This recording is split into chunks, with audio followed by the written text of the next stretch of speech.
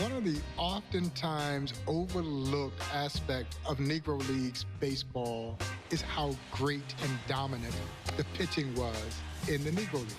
After all, that position really didn't transition into the major leagues because primarily it was seen as a cerebral position.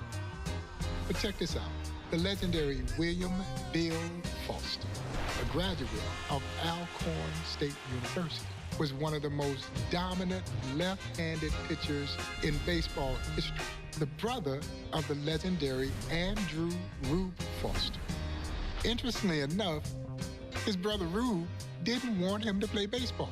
He wanted him to stay away from the game from a professional perspective. And maybe because it was Rube trying to shelter his brother from the hardships of what a segregated America was like. But then when Rube kept hearing about a guy that was pitching so well, and the guy said his last name was Foster, he said, "That's my brother. Ship him on over here." And he joins Rube and the Chicago American Giants, and the rest is history as Willie Foster would embark on, again, one of the most amazing pitching journeys in baseball history. Both brothers are enshrined in the National Baseball Hall of Fame. And it would be interesting to stack both of them together as the most dominant brother pitching combination.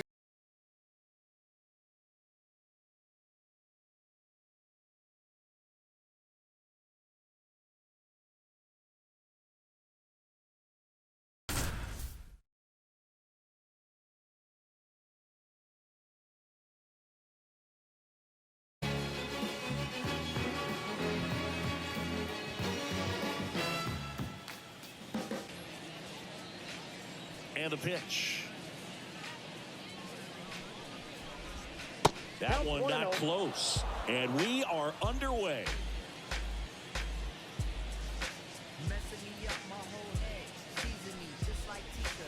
Right through there for a strike.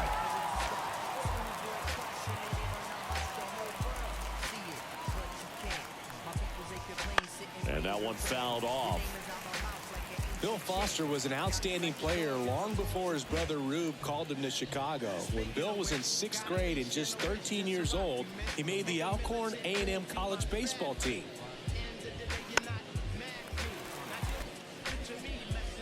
Chases the changeup in the dirt. Got him. One away on the strikeout. Down to number 2 hitter, Glass.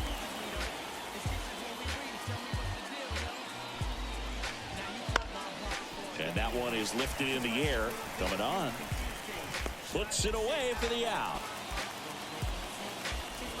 Down to the dirt, swing and a miss. In time, the 2-3 strikeout ends the inning. Willie Foster, who stood about 6'2", weighed about 195, used his height and length and weight to dominate opposing hitters. Left-handed, blazing fastball, had a great early version of a slider, great changeup, great drop off the table kind of curveball. All that he threw with pinpoint accuracy, which is what made him so difficult to hit. And no batter enjoyed stepping into the batter's box to face that. Before I got on this beat, it made out a bucket list in these bars. I granted this death. Struck him out with that wicked slider. Swing and a miss. Curveball in the dirt. Out. 2 away now after the drop third strike. And Foster gets the K on the 4-seamer. Foster with a change of pace for the strikeout. Foster with the 2-seamer for the strike.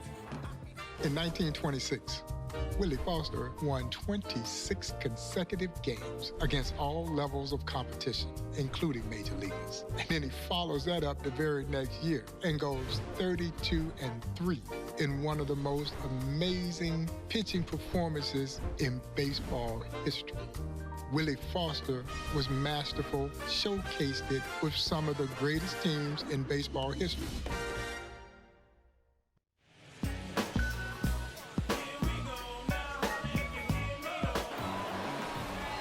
Swing and a miss. That one in the dirt.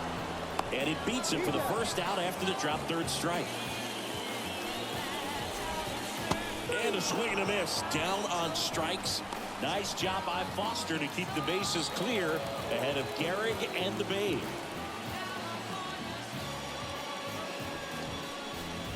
Lou Gehrig in the box with 2 gone. Knows the strike zone very well, so much so that I think umpires will look at him and determine whether it's a ball or strike.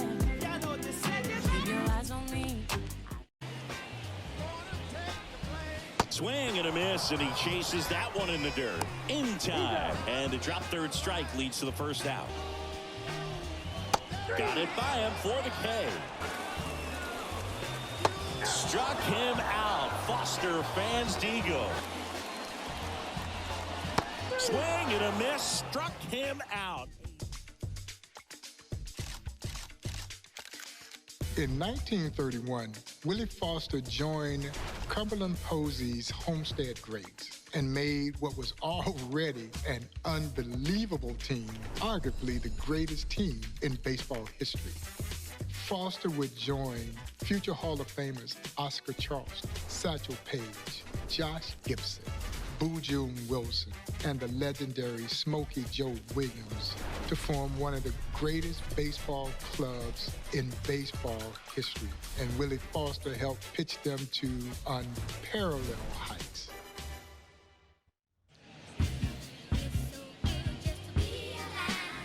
They want to sell my soul, going once. And we're in the top half of the 6th. Swing and a miss. And he's down on strikes. It's down. Foster kicks and deals. And a swing and a miss.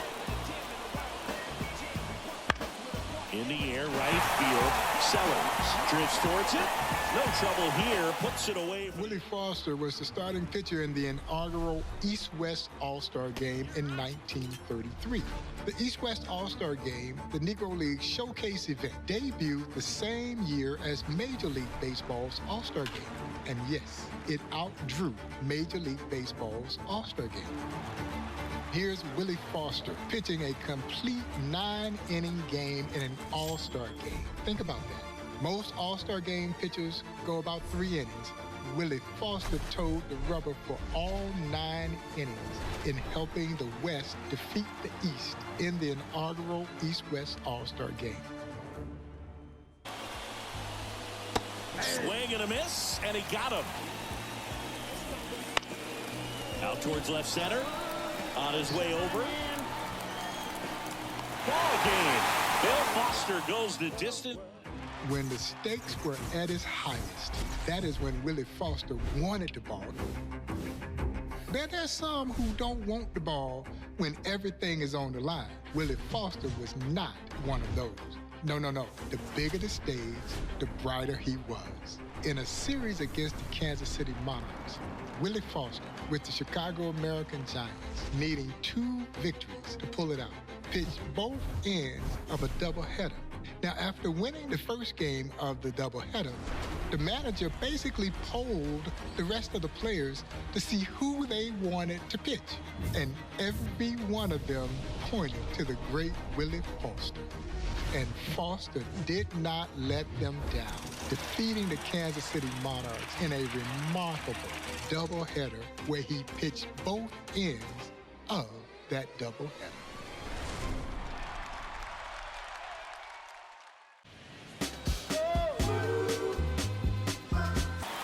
With the go-ahead run at the plate, and we're in the top of the 8th. Swing and a miss, struck him out, and that is a big first out. So the tying run at second. Check swing, now a look down to first. Yes, he did. Down he goes on strikes. The pitch. And a swing and a miss. Great job by Foster to get out of the jam. Swing and a miss, struck him out. Hit to the left side, and this is going to do it. Whips it to first on the run. Ball game. Bill Foster goes.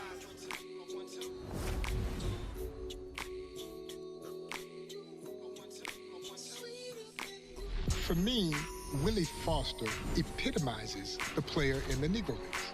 because many of them were considered to be vagabonds, tramps, illiterate. This was certainly not the case, and Willie Foster exemplifies that athlete that called the Negro Leagues home. College educated and a tremendous athlete, tremendous competitor who is at his best when the lights were brightest. Willie Foster joined his brother Andrew Rube Foster in the National Baseball Hall of Fame in 1996. But I would gather that Willie Foster, if he was with us, would say he was equally proud of what he did by becoming Dean of Students at Alcorn and coaching the Alcorn baseball team, passing down what he had learned through his illustrious career in the Negro Leagues.